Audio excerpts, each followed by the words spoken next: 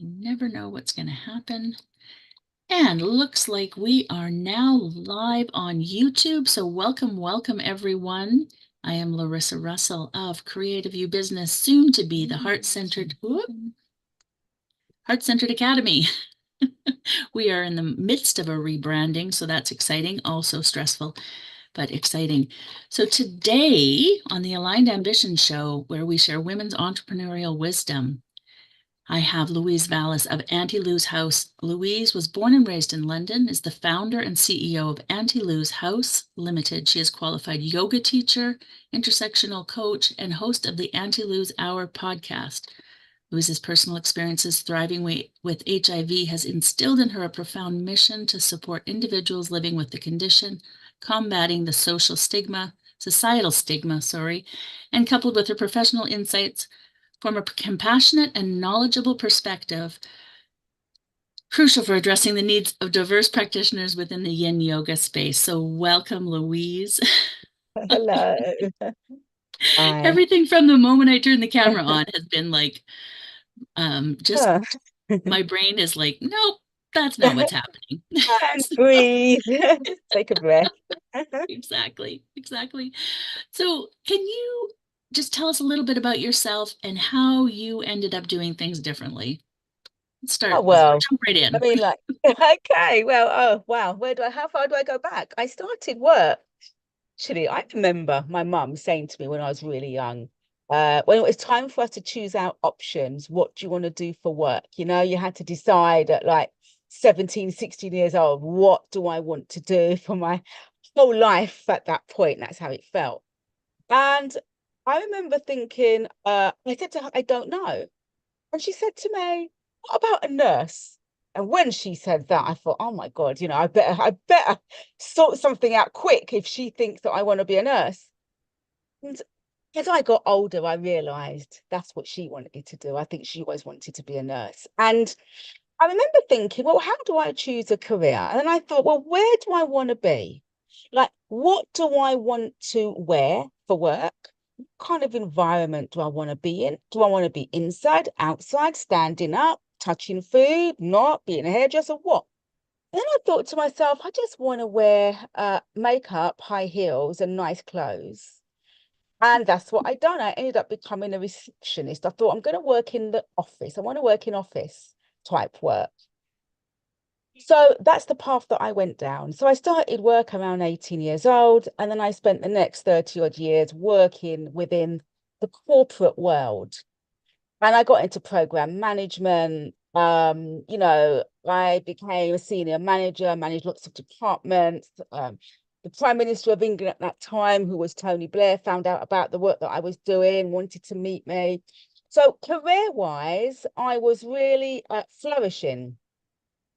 And I had this work hard, play hard type of ethos.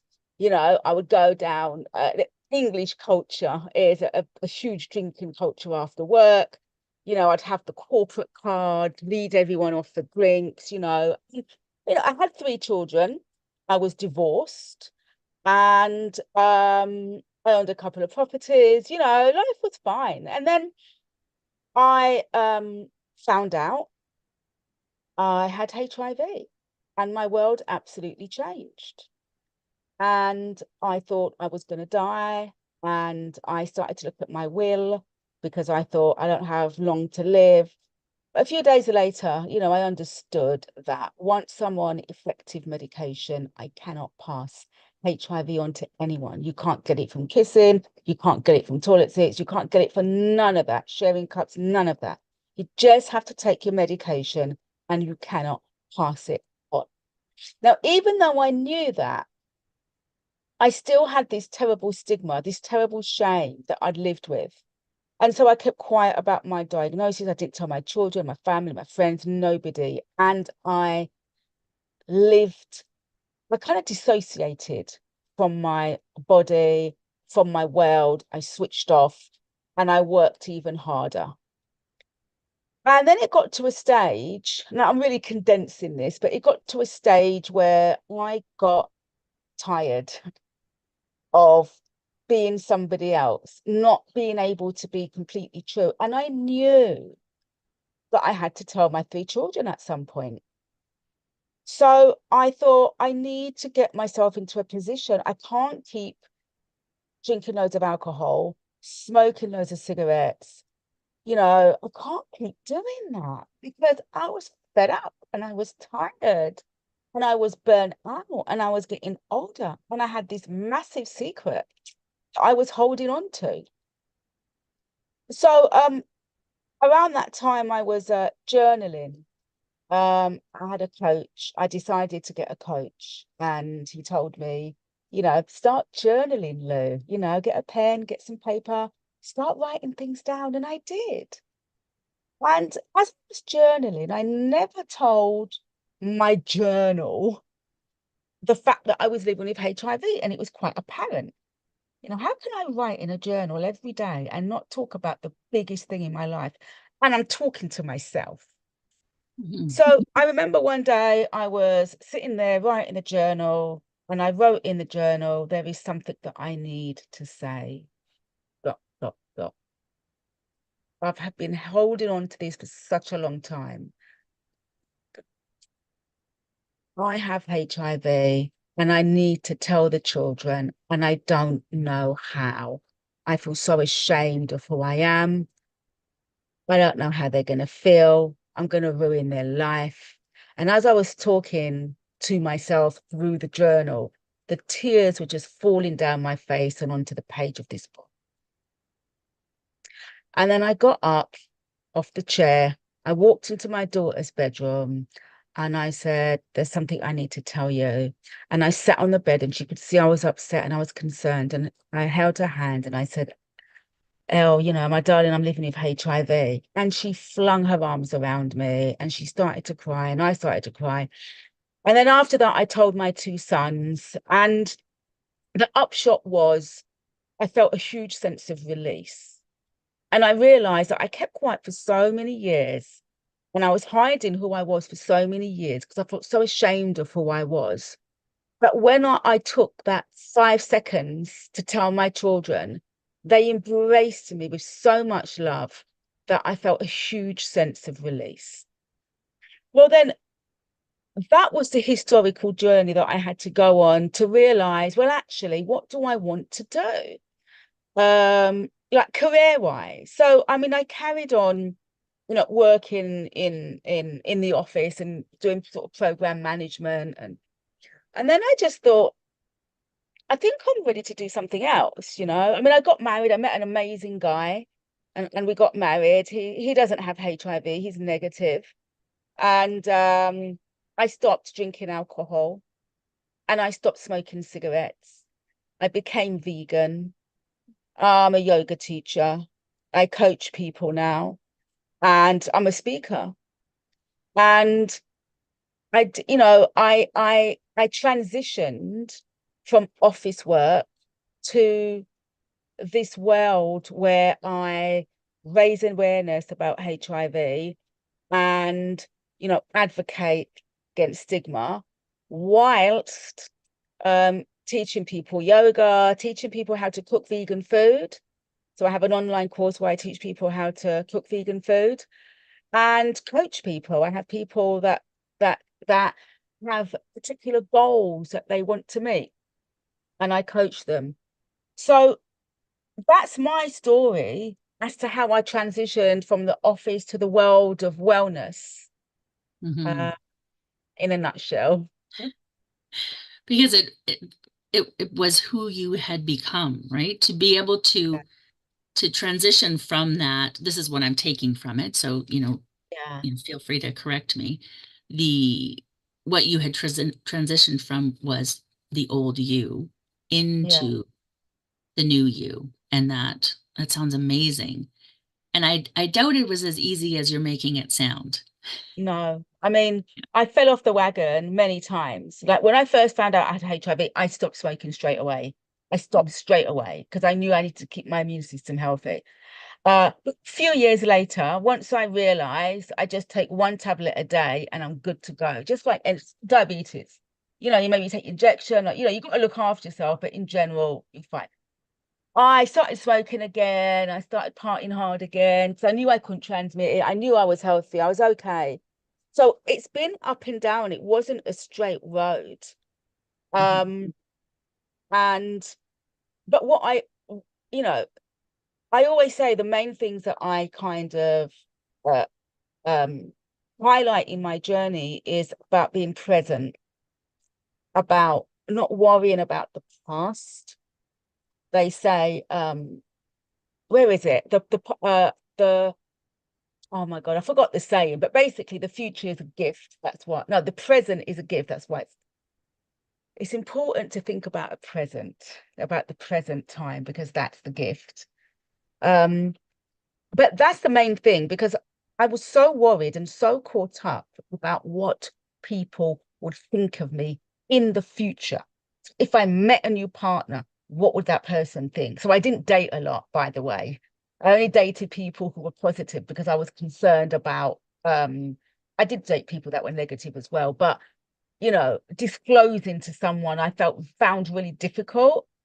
So I was always worrying about what the future would hold. I was also um, sometimes living in the past.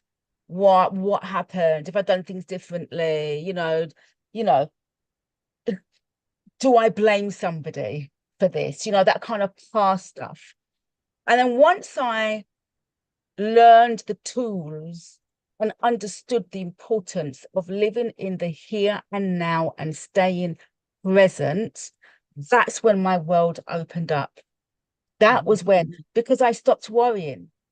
So I remember I spent a lot of time working on myself, my mind, my body, and my soul. And it got to a stage where I thought, I want to meet somebody, but I want to meet somebody on my terms. I want to meet somebody who deserves me. Whereas before, living with HIV, it was who would have me, who would take on this mess that I felt that I was, who, who would want me. But then I decided to start working on myself. And then I got to a stage where I thought, whoever has me is bloody lucky. And actually, I'm going to be very picky and very choosy about who I want in my life. So when I met my future, my boyfriend who ended up becoming my husband, when I met him, um, I remember we went for something to eat. We went out for dinner, and then we went to this place in London called Hyde Park. It's a really massive park. And we walked around and we sat on the grass and, you know, he took out his little speaker that I thought was really cool, put on some music that I really loved, and we laid in the sun. This was the first date. And then at one point I thought I actually like him. And this was like the first date. And unlike, say, most women who don't have to kind of think about navigating sex and that, I didn't have to. I wanted to get that out in the open there and then because I thought, I really like this guy. I'm just going to tell him now because, I like him. So I said to him, oh, by the way, I have HIV, but I cannot pass it on. You cannot get it. What I am concerned about is when you've been tested, what do you have? Because I know I'm okay. I can't pass anything on to you. But when last have you been tested? And that really took him by surprise because Mhm. it got him thinking, wow, I really like her and she's talking about her sexual health and she's fine. Can't get anything from her. But actually, yeah, I need to think about when I last got tested. So, um, I never thought that I would get to that stage. And I think the point that I'm making with this is if you put HIV to one side, most women, if they're single or divorced or separated, feel anxious about dating. They feel anxious about how they look. Will that person like them? What if I like that person more than he likes me? Am I too fat? Am I too small? Am I too short? Am I too this? Am my glasses how do? Am my makeup on? All these things that we do to, you know, think about how we present. Now, HIV on top of that, it's doubly, triply hard to think about when you're just trying to get to know someone, all the kind of what was that book called? The kind of sexual fantasies about it's all so organically, and he brushes your hair to one side, and then he gets down on one knee and throws his coat on the floor and all this stuff. No, I had to talk about HIV right at the beginning. Now, you didn't actually have to. Like I say, I chose to, because once you can't pass it on, you can't pass it on. So yeah, so that was my story, and just got me to, you know, really, I thought I was a confident person. I thought I was confident. I thought I had high self-esteem. I thought all these things. And what I was good at is hiding who I was. That's what I was good at. When you see all these people that are confident and they say, oh my God, I was like really shaking. And that was me. And I was a very, very good at hiding it. Because now I've come out the other end, I can see where that shame came from. And it started before I had HIV. Mhm. So HIV empowered me. It actually empowered me to find out who I was. It empowered me to go and get a dyslexia test, only to find out as an adult in my 40s that I am dyslexic. And I struggled for so many years since I was a child in school, not thinking and believing that I was enough. When everyone had their hands up in class, my head was down because I couldn't pronounce the words on the page. I couldn't understand the numbers, and I didn't understand why. All I knew as a child was that I wasn't good enough. So when I got the dyslexia test, it all fell into place. I was always trying to find approval, to feel that I am good enough, because I never really felt that.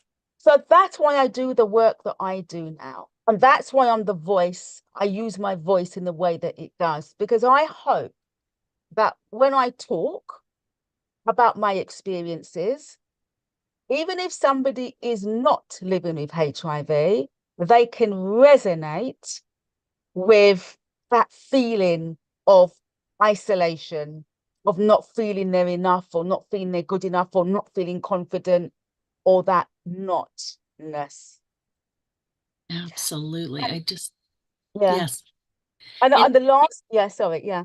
no, go ahead. Sorry. No, no, You go but ahead. the last thing I was going to say on this is those feelings haven't completely gone away. There's no magic wand, and I'm saying, oh, I'm healed. No. What I am saying is that I am aware, I am conscious, and I work on it consistently. I get days where I feel I'm not good enough. I'll probably come off this call and think, oh, I should have said this. I didn't say that. I didn't do this properly. I didn't do that.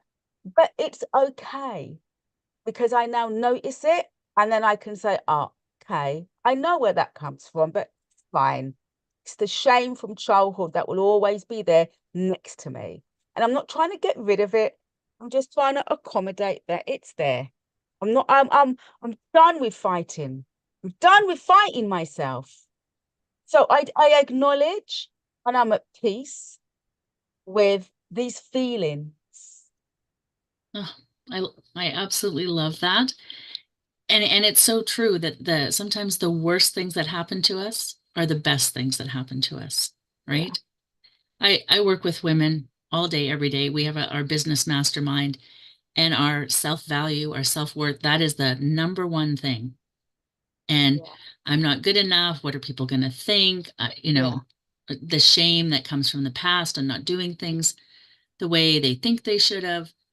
Constant. This is a constant messaging we also get in this world as women, yeah, right? We're not yeah. enough. We Mm, don't do it right. We don't know how, all of this. And it's wrong. And it is about stepping into that power, right? Stepping into yeah. your own power. And sometimes it takes the really shitty things to happen to be Mm, able to do that and to go yeah. through that for it to happen. And I just, that story, you know, one person could hear it and think, oh my God, I can't even imagine. And I'm just sitting here going, yes, that was your catalyst. That was your catalyst for making change that showed you your direction, your power. And I absolutely love that. I love that. And that energy obviously translates into your business and how you coach people and all of that because it's become your business. And Yeah. yeah, making change, helping women make change, helping whoever it is make change. Mm. And yeah, what is one thing besides all of that you just shared? One more thing that you would tell, you know, I guess anyone, I work specifically with women, but anyone about how to navigate the world with that power in themselves. How to navigate the world. I would say a number of things here. I would say it's okay not to be okay. It's okay to rest and take a break and lay down and say no. It's okay to put boundaries in place. It's okay to say no to your mum, your dad, your partner, your husband, your wife, your friend, your children. It's okay to put yourself first. You're not being selfish. Um, those are some kind of, you know, kind of mental stuff. And but also there's something about our bodies as well, I think. Sometimes social media is awful for perpetuating, what we should look like or could look like. But I think there's something about reconnecting with your body in a loving way. Take your hand, you know, touch your chest, touch your belly, rub your belly around. Our bellies hold so much emotion. Our hips hold so much emotion. Yet we squeeze ourselves into these tight clothes. We suck our bellies in. We don't want to be bloated. It's too big. But actually, what about we turn that around and just, send our belly some love?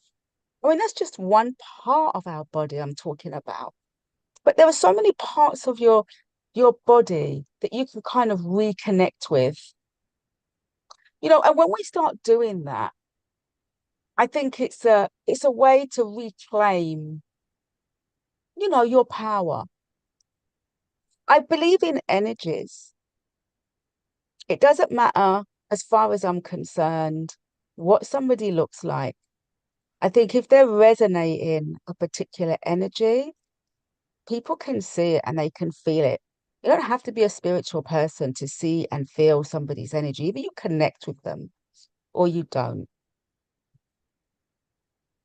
I think more than anything, try not to be too hard on yourself.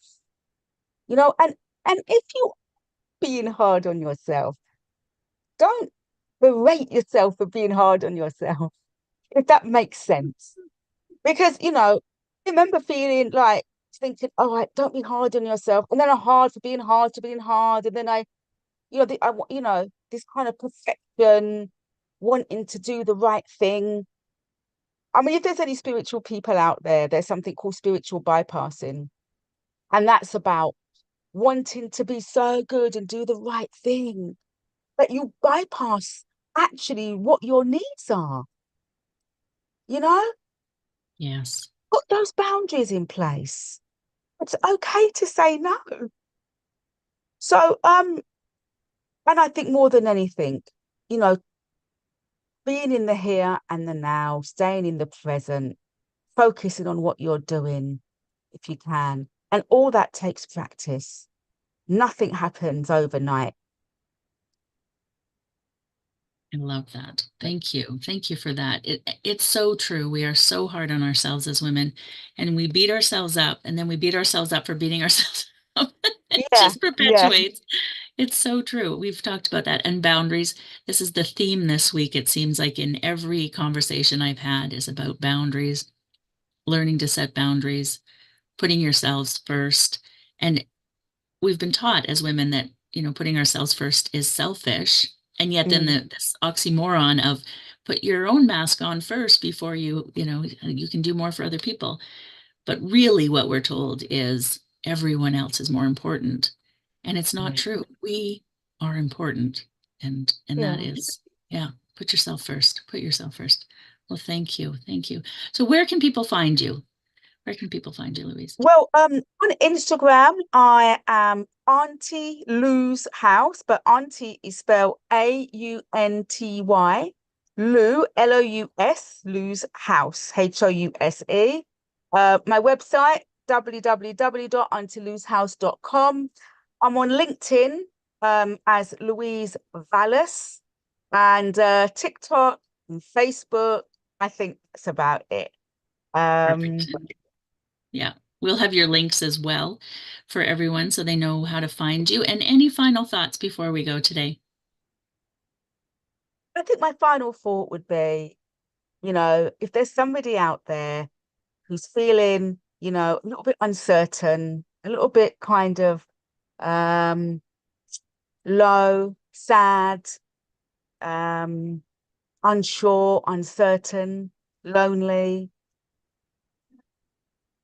I just want you to know that you are enough, exactly the way that you are. In fact, you're perfect the way you are, because I believe that we all are. Mm, Thank yes. you.